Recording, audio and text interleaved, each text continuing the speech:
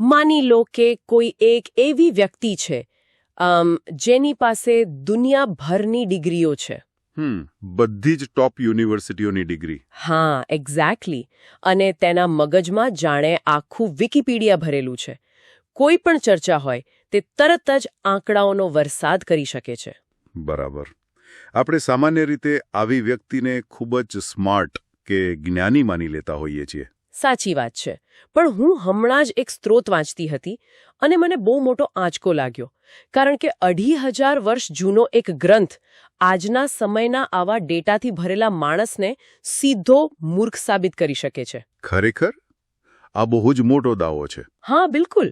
અને એટલે જ આપ સૌનું સ્વાગત છે આજના આ ગહેન અભ્યાસમાં, જ્યાં આપણે એ સમજવાનો પ્રયાસ કરીશું કે આજના માહિતીથી ઉભરાતા યુગમાં ખરેખર સ્માર્ટ હોવાનો અર્થ શું થાય છે. અને આ માટે આપણી પાસે સ્ત્રોત કયો છે આજે? આજના આપણા સ્ત્રોત તરીકે આપણી પાસે ગૌતમ બુદ્ધના ઉપદેશોનો મહાન ગ્રંથ છે, ધમ્મપદ. ઓ વાહ, ધમ્મપદ.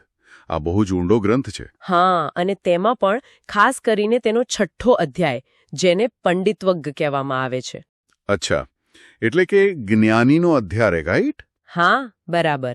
અને આમાં જ્ઞાની હોવાની જે વ્યાખ્યા આપવામાં આવી છે ને, તે આપણા સ્માર્ટફોન અને ઇન્ટરનેટવાળા આધુનિક મગજને એક મોટો ઝટકો આપે તેવી છે. ચાલો આને વિસ્તારથી સમજીએ. ચોક્કસ. જો આ એક બહુ જ રસપ્રદ વિરોધાભાસ છે. જ્યારે આપણે આ સ્ત્રોતોનો ઊંડાણપૂર્વક અભ્યાસ કરીએ છીએ ત્યારે સૌથી મોટો આશ્ચર્યનો વિષય એ રહે છે કે આ વાતો આટલી જૂની હોવા છતાં આજે આપણા આર્ટિફિશિયલ ઇન્ટેલિજન્સના જમાનામાં પણ એટલી જ સચોટ છે. સાચી વાત છે. મતલબ ટેકનોલોજી બદલાઈ પણ માણસનું મગજ તો એ જ છે. એક્ઝેક્ટલી. આનો મૂળ સંદર્ભ સમજવો બહુ જ જરૂરી છે. બુદ્ધના સમયમાં પણ એવા ઘણા વિદ્વાનો હતા જેમને મોટા મોટા ગ્રંથો મોઢે હતા. પણ તેમનું જીવન અહંકાર અને અજ્ઞાનતાથી ભરેલું હતું. તેઓ માહિતી અને ઢાપણ વચ્ચેનો ભેદ સમજી શક્યા ન હતા. અરે હા, અને આજે આપણે પણ બરાબર એ જ પરિસ્થિતિમાં છીએ ને. આપણી આસપાસ માહિતીનું પૂર આવ્યું છે. બિલકુલ. આપણે રોજ સવારે ઉઠીને રાત્રે સૂઈએ ત્યાં સુધી હજારો બિનજરૂરી ડેટા આપણા મગજમાં નાખીએ છીએ. હા, સોશિયલ મીડિયા, ન્યૂઝ, બધું જ. એટલે આ સમયે એક આંતરિક ફિલ્ટરની સૌથી વધુ જરૂર ઊભી થાય છે. અને પંડિતવગ્ગ આપણને બરાબર એ જ ફિલ્ટર પૂરું પાડે છે. તે માત્ર દિમાગમાં માહિતી ભરવાની વાત નથી કરતું. તો પછી તે શેની વાત કરે છે? એ જ્ઞાનને રોજિંદા જીવનના એકદમ નાના આચરણ સુધી લઈ જાય છે. બરાબર. અને આ જ વાત આપણને આપણી આજની પહેલી અને સૌથી મોટી ચર્ચા તરફ લઈ જાય છે. પંડિત એટલે ખરેખર કોણ? હા, આ એક બહુ મોટો સવાલ છે. કારણ કે આપણે સામાન્ય રીતે પંડિત શબ્દ સાંભળીએ એટલે કોઈ ખૂબ ભણેલી ગણેલી પુસ્તકોના થપ્પા વચ્ચે બેઠેલી વ્યક્તિનો જ વિચાર આવે. એકદમ ટિપિકલ ઇમેજ છે આપણા મગજમાં. પણ ધમ્મપદ આખી વ્યાખ્યાને જડમૂળથી બદલી નાખે છે. સ્ત્રોત મુજબ સાચા જ્ઞાનીના કેટલાક બહુ જ વ્યવહારુ લક્ષણો છે. કેવા લક્ષણો? જુઓ, તે સત્યને માત્ર ઓળખતો નથી પણ તેનો સ્વીકાર કરે છે. તે પોતાના દોષોને જોઈ શકે છે. આ બહુ અઘરું કામ છે. પોતાના દોષ જોવાય સહેલું નથી. બિલકુલ સહેલું નથી. અને સૌથી અગત્યનું, તે કોઈ પણ કાર્યના લાંબા ગાળાના પરિણામોને સમજવાની ક્ષમતા ધરાવે છે. અચ્છા, આને સમજવા માટે સ્ત્રોતમાં જ્ઞાનને એક બહુ જ સુંદર સમીકરણની જેમ રજૂ કરવામાં આવ્યું છે. ઓહ, સમીકરણ? કેવું સમીકરણ? જો, જ્ઞાન વત્તા આચરણ વત્તા સજાગતા બરાબર પંડિત. એક મિનિટ. જ્ઞાન, આચરણ અને સજાગતા ત્રણેય હોવા જરૂરી છે? હા. જો આ ત્રણમાંથી એક પણ તત્વ ખૂટતું હોય તો વ્યક્તિ જ્ઞાનીની શ્રેણીમાંથી બહાર ફેંકાઈ જાય છે. શું વાત છે? આ મિકેનિઝમ બહુ જ તાર્કિક રીતે કામ કરે છે. ધારો કે કોઈ વ્યક્તિ પાસે સાચું શું છે અને ખોટું શું છે તેની બધી જ માહિતી છે. એટલે કે જ્ઞાન છે. હા, પણ તે તેને પોતાના આચરણમાં નથી મૂકતો તો તેમ મૂર્ખ છે. બરાબર, કારણ કે એનો કોઈ ઉપયોગ જ નથી કર્યો. એક્ઝેક્ટલી. અને માની લો કે આચરણ છે પણ સજાગતા નથી. એટલે? સજાગતા નથી એટલે શું? એટલે કે વ્યક્તિ કોઈ સારી ટેવ પાડે છે પણ તે માત્ર રોબોટની જેમ યાંત્રિક રીતે બધું કરી રહી છે. તે સમયે તેનું મન ક્યાંક બીજે જ ભટકી રહ્યું છે. આ તો આપણા બધા સાથે થાય છે. આપણે રૂટીન ફોલો કરીએ પણ મગજ બીજે જ હોય. હા, તો સ્ત્રોત કહે છે કે તો પણ તે પૂર્ણ જ્ઞાની નથી. પંડિતવગ્ગ મૂર્ખ જેને અહીં બાલ કહેવાયો છે, અને જ્ઞાની, જેને પંડિત કહેવાયો છે, તેમની વચ્ચેનો મૂળભૂત તફાવત બતાવે છે. અચ્છા, તો એ મૂળભૂત તફાવત શું છે? મૂર્ખ માણસ ક્યારેય પોતાના દોષ સ્વીકારતો નથી. તે હંમેશા પોતાના અહંકારના કિલ્લામાં સુરક્ષિત રહેવાનો પ્રયાસ કરે છે, જ્યારે જ્ઞાની સતત પોતાની ભૂલોમાંથી શીખીને આગળ વધે છે. આ જ્ઞાન અને આચરણ વચ્ચેના તફાવતને સમજવા માટે હું એક વ્યવહારુ ઉદાહરણ આપું. હું વિચારતી હતી કે આપણે આને કારના એનાલોજીથી સમજીએ. હા, ચોક્કસ. જુઓ, વિચારો કે કોઈ વ્યક્તિ પોતાની કારમાં બેઠી છે. તેની પાસે આખી દુનિયાના શ્રેષ્ઠ નકશાઓ છે. તેના ફોનમાં સૌથી આધુનિક જીપીએસ સિસ્ટમ ચાલુ છે. તેને એ પણ બરાબર ખબર છે કે કયો રસ્તો ક્યાં જાય છે અને ક્યાં કેટલો ટ્રાફિક છે. બરાબર.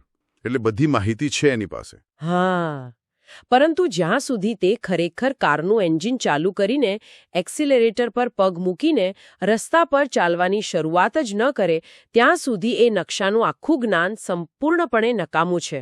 એકદમ સાચી વાત.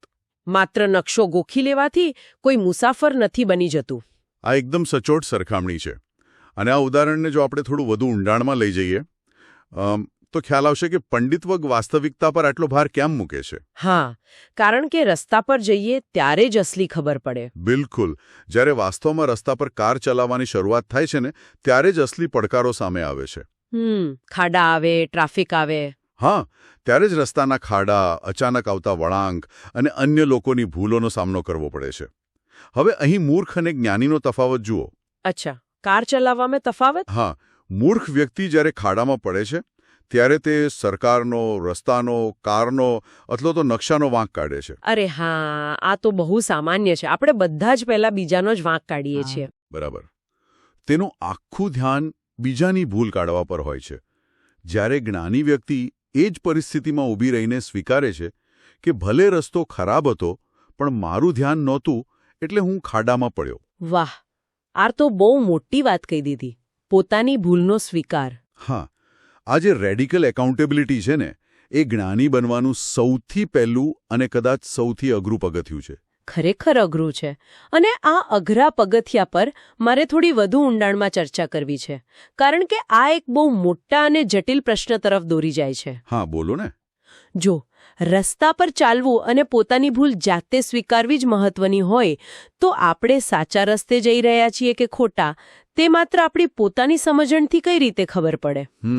બહુ સાચો સવાલ છે. કારણ કે જુઓ, આપણે તો ઘણીવાર આપણા પોતાના અહંકારમાં અંધાળા હોઈએ છીએ. આપણને આપણી ભૂલ દેખાતી જ નથી. સાચી વાત છે. આપણને બધું બરાબર જ લાગતું હોય છે. તો આ માટે બીજાના મંતવ્યો એટલે કે સાચા ફીડબેકની જરૂર પડે છે. હવે સ્ત્રોતમાં એક બહુ જ મજબૂત અને થોડી અજીબ લાગતી વાત કહી છે. અચ્છા. શું કહી છે? તેમાં લખ્યું છે કે જે તમને તમારા દોષ બતાવે તેનું સન્માન કરો. તે કોઈ છુપાયેલો ખજાનો બતાવનાર વ્યક્તિ સમાન છે. વાહ, ખજાનો બતાવનાર સમાન? પણ મારે અહીં એક બહુ પ્રેક્ટિકલ પડકાર ફેંકવો છે. હા, ચોક્કસ. વાસ્તવિક જીવનમાં આવું થતું નથી. માનવ સ્વભાવ સામાન્ય રીતે ટીકા સાંભળીને તરત જ બચાવના મોડમાં એટલે કે ડિફેન્સિવ જવાનું હોય છે. બિલકુલ. આપણે તરત જ સામે દલીલ કરવા લાગીએ છીએ. હા, જ્યારે કોઈ આપણી ભૂલ કાઢે, પછી ભલે તે આપણો મિત્ર હોય, પરિવાર હોય કે ઓફિસમાં બોસ હોય, ત્યારે મગજમાં એવો વિચાર નથી આવતો કે વાહ, આ તો મને ખજાનો મળી ગયો. હા, કોઈ એટલું મહાન નથી હોતું. તેના બદલે આપણું લોહી ઉકળી જાય છે. મગજ તરત જ સામેવાળાની બે ભૂલો કાઢવા માટે દોડવા લાગે છે. અરે, તે પણ તો આમ કર્યું હતું. બરાબર છે. તો હું કોણ મને કહેવા વાળો? એવો ભાવ આવી જાય. બિલકુલ. આ એક માનવીય મનોવિજ્ઞાન છે, એક બાયોલોજીકલ રિએક્શન છે. તો પછી આ ટીકાને ખરેખર ખજાના તરીકે જોવાની માનસિકતા કોઈ વ્યક્તિ કઈ રીતે કેળવી શકે? આ ખરેખર સૌથી વાસ્તવિક અને માનવ મનોવિજ્ઞાન સાથે જોડાયેલો પ્રશ્ન છે.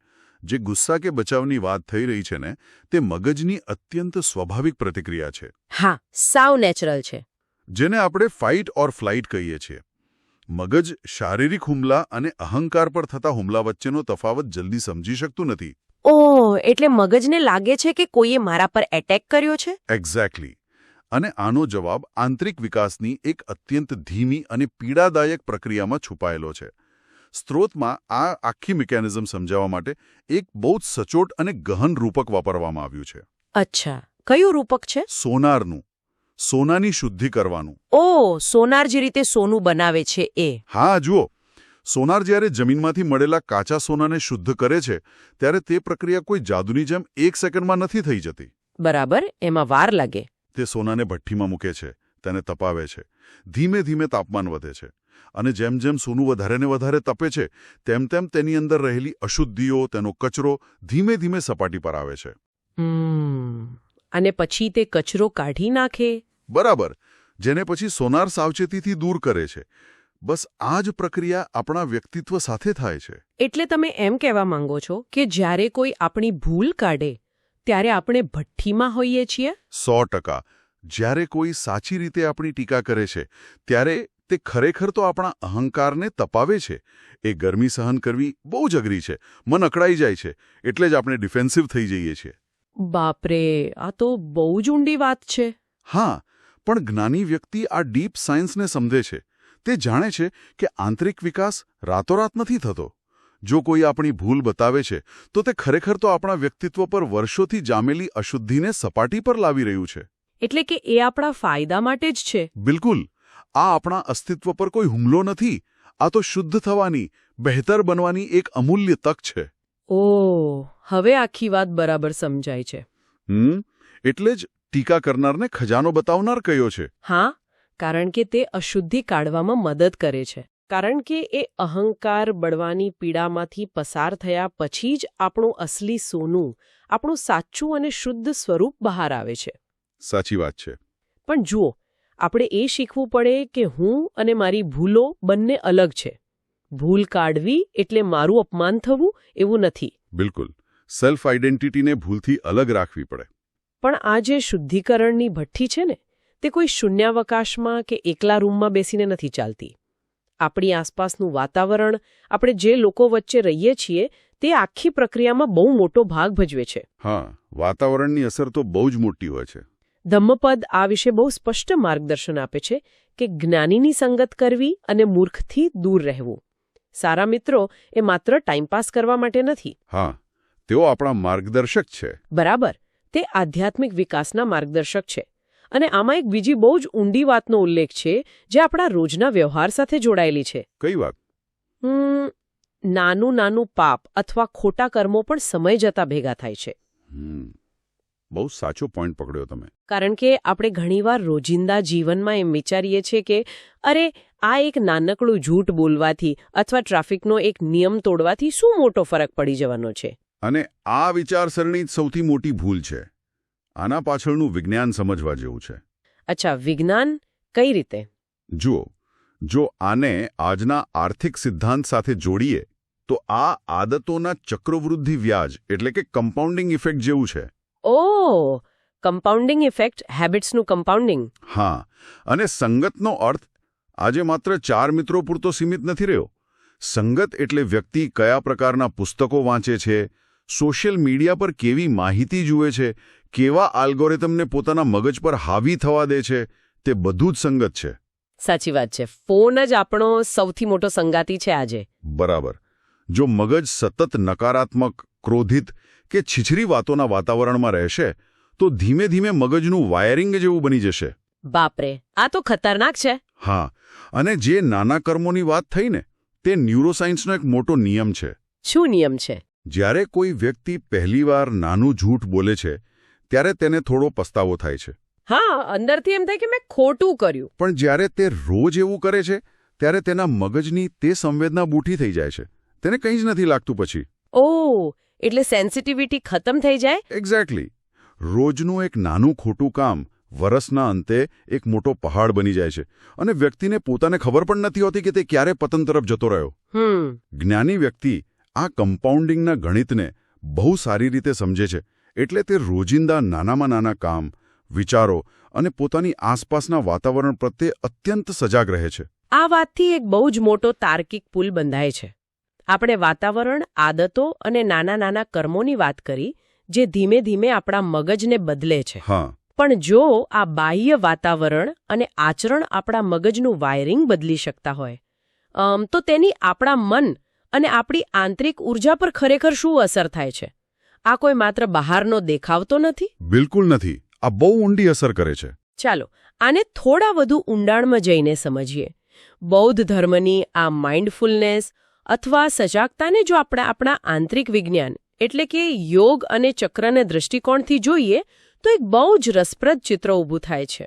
અચ્છા, યોગના દૃષ્ટિકોણથી. હા, સ્ત્રોતમાં સ્પષ્ટ ઉલ્લેખ છે કે જ્ઞાન એટલે વિવેક, અને વિવેક એટલે માત્ર ઇન્ટેલિજન્સ નહીં. તો પછી વિવેક એટલે શું? વિવેક એટલે સાચું અને ખોટું, શાશ્વત અને નાશવંત વચ્ચેનો ભેદ પારખવાની શક્તિ. અને આ વિવેક ત્યારે જ જાગે છે જ્યારે આપણી આંતરિક ઊર્જા યોગ્ય રીતે કામ કરતી હોય. બહુ જ ઊંડી વાત છે આ. અહીં યોગમાં આવતા આજ્ઞાચક્ર અને અનાહત ચક્રની ભૂમિકા બહુ જ મહત્વની બની જાય છે. બિલકુલ. આ કોઈ હવામાં થતી ફિલસૂફીની વાતો નથી હો. આ એક વાસ્તવિક મનોશારીરિક પ્રક્રિયા છે. હા, સાયકોસોમેટિક છે. હા, વિવેક એ કોઈ બહારથી ખરીદી શકાતી વસ્તુ નથી. તે આંતરિક સ્પષ્ટતાનું પરિણામ છે. યોગિક વિજ્ઞાન મુજબ આજ્ઞાચક્ર જે બે ભ્રૂમરની વચ્ચે આવેલું છે તે જ્ઞાન, અંતર્દૃષ્ટિ અને સ્પષ્ટતાનું કેન્દ્ર છે. જેને આપણે થર્ડ આઈ કહીએ છીએ. બરોબર. જ્યારે વ્યક્તિ સજાગ રહે છે, સાચી સંગત કરે છે, ત્યારે આ ઊર્જા કેન્દ્ર સક્રિય થાય છે. તેનાથી જીવનમાં એક ગજબની સ્પષ્ટતા આવે છે. એટલે ક્લેરિટી આવે છે. હા, વસ્તુઓને તેના મૂળ સ્વરૂપમાં જોવાની શક્તિ આવે છે અને અઘરા પણ સાચા નિર્ણયો લેવાની ક્ષમતા વિકસે છે. પણ માત્ર સ્પષ્ટતા અને નિર્ણયો લેવા પૂરતા નથી. એવું કેમ? સાચા નિર્ણયો લેવા તો સારી વાત છે ને? કારણ કે જો માત્ર બુદ્ધિ જ નિર્ણય લે તો માણસ ક્રૂર બની શકે છે. ઓહ, અચ્છા, લાગણી વગરના નિર્ણયો. હા, ત્યાં અનાહત ચક્ર ચિત્રમાં આવે છે જે હૃદયના સ્થાને છે. આ કેન્દ્ર કરુણા, પ્રેમ, દયા અને ક્ષમાનું છે. બેલેન્સ કરવા માટે. બરોબર. જો ઊંડી સ્પષ્ટતા હોય પણ હૃદયમાં કરુણા ન હોય તો વ્યક્તિનું જ્ઞાન એકદમ શુષ્ક, કઠોર અને અહંકારી બની જાય છે. અરે વાહ! આ આખી મિકેનિઝમને આપણે એક બહુ જ આધુનિક ઉદાહરણથી સમજી શકીએ. મને અત્યારે કોર્પોરેટ કંપનીનો વિચાર આવે છે. અચ્છા, કોર્પોરેટ કંપની? કઈ રીતે? જો આપણે આજ્ઞાચક્ર અને અનાહત ચક્રના આ સંતુલનને એક કંપનીના માળખા સાથે સરખાવીએ તો શું આપણે એવું કહી શકીએ કે આજ્ઞાચક્ર એ કંપનીના કડક અને વિઝનરી સીઈઓ જેવું છે? હા હા, બહુ જ સરસ વિચાર છે આ. કારણ કે સીઈઓ જ સ્પષ્ટ નિર્ણયો લે છે, જે દૂરનું જોઈ શકે છે અને જેને માત્ર સાચા રસ્તાથી મતલબ છે. બરાબર. આજ્ઞાચક્ર ચોક્કસપણે સીઈઓ જેવું કામ કરે છે. પણ વિચારો કે જો કંપનીમાં માત્ર સીઈઓ જ બધા નિર્ણયો લેતો હોય તો શું થાય? તો કંપની બહુ કડક થઈ જાય. હા, નિયમો એકદમ કડક થઈ જાય, લોકો મશીનની જેમ કામ કરવા લાગે અને કોઈ ભૂલ કરે તો તેને તરત જ કાઢી મૂકવામાં આવે. કોઈ ઇમોશન્સ ના રહે. બિલકુલ. કંપની ખૂબ જ કઠોર બની જાય. એટલે જ ત્યાં અનાહત ચક્રની જરૂર પડે છે. એનો અર્થ એ કે અનાહત ચક્ર એ કંપનીનું એચઆર ડિપાર્ટમેન્ટ છે. અરે વાહ, બહુ જ સચોટ સરખામણી. હા, કારણ કે એચઆર એ સુનિશ્ચિત કરે છે કે સીઈઓના કઠોર નિર્ણયોની વચ્ચે પણ માણસાઈ, સહાનુભૂતિ અને કરુણા જળવાઈ રહે. એકદમ સાચી વાત. જો કોઈ કર્મચારીથી ભૂલ થાય તો એચઆર તેને સીધો કાઢી મૂકવાને બદલે તેને સુધારવાની તક આપે છે. જો માત્ર સીઈઓ ચલાવે તો કંપની ક્રૂર બને અને જો માત્ર એચઆર ચલાવે તો કદાચ કંપની ડૂબી જાય. હા, કારણ કે કોઈ કડક નિર્ણય જ ન લેવાય ને. બરાબર. એટલે બંને જરૂરી છે. બરાબર. આ બંનેનું સંતુલન જ સૌથી અગત્યનું છે. જ્યારે સીઈઓની સ્પષ્ટતા અને એચઆરની કરુણા એકસાથે મળીને કામ કરે છે ત્યારે જ કંપનીનો એટલે કે આપણા પોતાના વ્યક્તિત્વનો સાચો અને સર્વાંગી વિકાસ થાય છે. અને આ પ્રક્રિયાનું સૌથી મોટું પરિણામ એ આવે છે કે આ બંને મળીને કંપનીમાંથી એક સૌથી ખરાબ મેનેજરને બહાર ફેંકી દે છે. ખરાબ મેનેજર કોણ છે? અને એ મેનેજરનું નામ છે અહંકાર. ઓહ વાહ, ઈગો. હા, સ્ત્રોત વારંવાર આ જ વાત પર ભાર મૂકે છે કે અહંકાર પર વિજય મેળવવો એ આંતરિક વૃદ્ધિ માટે અનિવાર્ય છે. હું જ બધું જાણું છું એવો ભાવ છોડી દેવો પડે. હા, વિનમ્ર બનવું પડે. બરાબર. દરરોજ કંઈ નવું શીખવા માટે વિનમ્રતા કેળવવી એ જ અહંકારનું મૃત્યુ છે. આ બધી આંતરિક ઊર્જા, સ્પષ્ટતા અને કરુણાની વાતો સાંભળવામાં બહુ જ પ્રેરણાદાયક છે. પણ હવે સૌથી મહત્વનો અને છેલ્લો સવાલ એ ઊભો થાય છે. કયો સવાલ? કે આ પ્રાચીન ગ્રંથોની આટલી ઊંડી વાતોને કોઈ સામાન્ય વ્યક્તિ આવતીકાલ સવારથી પોતાના દોડધામવાળા આધુનિક જીવનમાં કઈ રીતે ઉતારી શકે? હા, પ્રેક્ટિકલ એપ્લિકેશન બહુ જરૂરી છે. કારણ કે માત્ર સાંભળી લેવાથી તો જીવનમાં કોઈ જાદુ થવાનું નથી ને. આના અમલીકરણની કોઈ નક્કર પદ્ધતિ હોવી જોઈએ. બિલકુલ હોવી જોઈએ. સ્ત્રોતમાં આના માટે એક પગલાવાર વિકાસની પ્રક્રિયા, એક સ્ટેપ બાય સ્ટેપ ગાઈડ આપવામાં આવી છે, જેની શરૂઆત થાય છે આત્મજાગૃતિથી. સાચી વાત છે. આનો સૌથી પહેલો તબક્કો છે પોતાની જાતનું નિરીક્ષણ કરવું. નિરીક્ષણ એટલે કે દિવસ દરમિયાન આપણે જે પણ કરીએ છીએ તેમાં 1 સેકન્ડ થોભીને વિચારવું કે હું આ શા માટે કરી રહ્યો છું. અચ્છા, પોતાના ઇન્ટેન્શન તપાસવા. હા. બીજું પગથિયું છે પોતાની ભૂલ કે નબળાઈ દેખાય તો તેને અહંકાર વચ્ચે લાવ્યા વિના સ્વીકારવી. જે આપણે પહેલી ભઠ્ઠીવાળી વાત કરી. સ્વીકાર કરવો. એક્ઝેક્ટલી. ત્રીજું છે તેને સુધારવા માટે એક નાનું પગલું ભરવું. અને આ બધું કરવા માટે ચોથું પગથિયું બહુ જ જરૂરી છે. ચોથું કયું? શિસ્ત અને ધીરજ. ધમ્મપદ વારંવાર ધીરજને સૌથી મોટી શક્તિ ગણાવે છે. હા, પેશન્સ વગર કંઈ ન થાય. અને આ બધાને અંતે આવે છે આંતરિક શાંતિ. આજે માણસ સતત બહારની દુનિયાને જીતવા, અન્ય લોકો પાસે વખાણ સાંભળવા કે મોંઘી વસ્તુઓ ભેગી કરવા પાછળ આખી જિંદગી દોડતો રહે છે. સાવ સાચી વાત છે. આપણે રેસમાં જ દોડીએ છીએ. પણ આ બધું ક્ષણિક છે. પંડિત વગ્ગા આપણને વિચારવા મજબૂર કરે છે કે શું આપણે બહારની રેસ જીતવામાં એટલા અંધ થઈ ગયા છીએ કે અંદરની શાંતિની લડાઈ સાવ હારી રહ્યા છીએ? બહુ જ ઊંડો પ્રશ્ન છે. જ્ઞાની વ્યક્તિ સોશિયલ મીડિયાની લાઇક્સ કે ક્ષણિક ઉત્તેજનાઓમાંથી મળતા આનંદ કરતા અંદરની સ્થિરતાને પસંદ કરે છે. કારણ કે બહારનો આનંદ તો ટેમ્પરરી છે. હા, બહારનો આનંદ હંમેશા કોઈ બીજા પર નિર્ભર હોય છે, જ્યારે આંતરિક શાંતિ સંપૂર્ણપણે વ્યક્તિના પોતાના હાથમાં હોય છે. અરે વાહ! આજના આ આઠા ગહન અભ્યાસમાંથી પસાર થયા પછી એક ચિત્ર એકદમ સ્ફટિક જેવું સ્પષ્ટ થઈ જાય છે.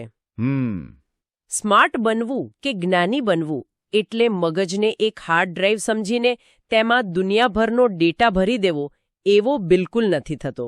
ના, જરાય નહીં. તેનું સાચું માપ એ છે કે વ્યક્તિ પોતાના અહંકારને કેટલો દૂર રાખી શકે છે અને કેટલી સજાગતાથી પોતાનું જીવન જીવી શકે છે. એકદમ બરાબર.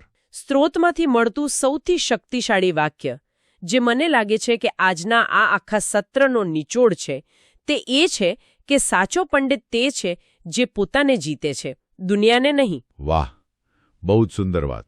દુનિયાના નકશા બદલવાવાળા તો ઇતિહાસમાં ઘણા સિકંદરો આવ્યા અને ગયા, પણ જેણે પોતાના મન પર, પોતાની જ નબળાઈઓ પર વિજય મેળવ્યો, એ જ લાંબા ગાળે સાચો વિજેતા સાબિત થયો છે. ચોક્કસ. કારણ કે દુનિયાને જીતવાની સાચી શરૂઆત પોતાના અંદરથી જ થાય છે. પોતાની છુપાયેલી નબળાઈઓને પ્રામાણિકતાથી જોવી, તેને સ્વીકારવી અને રોજના નાના કંટાળાજનક લાગતા કર્મો દ્વારા તેને ધીમે ધીમે સુધારવી એ કોઈ નાનીસૂની સિદ્ધિ નથી. બિલકુલ નથી. આજના આખા વિશ્લેષણ પરથી એ સાબિત થાય છે કે આધ્યાત્મિકતા કે ડાપણ એ કોઈ હિમાલય પર જઈને આંખો બંધ કરીને બેસવાની વાત જ નથી. ના, એ તો અહીં જ, આ જ જીવનમાં કરવાનું છે. હા, એ તો રોજના ટ્રાફિક વચ્ચે, ઓફિસના ઘર્ષણ વચ્ચે અને પરિવારની જવાબદારીઓ વચ્ચે પણ પોતાની સજાગતા અને વિનમ્રતા જાળવી રાખવાની એક અદ્ભુત કળા છે. બિલકુલ સાચી વાત.